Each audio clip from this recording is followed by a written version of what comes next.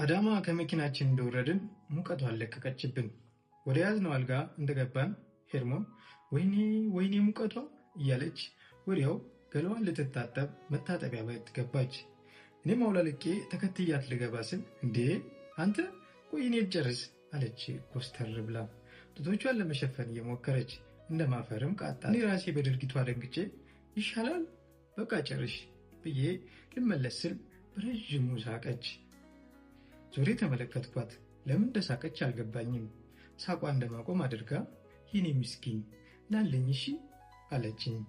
ጡቷን ለመሸፈን ተጠቅማበት የነበረውን ሁለት እጇን እየዘረጋች ሁኔታዋ እኔንም አስገርሞኝ እየሳቅኩ በውሃ የራሰ የቀዘቀዘ ሰውነቷን ሄጄ አቀፍኩት። መላ ሰውነቴን ቀዘቀዘኝ።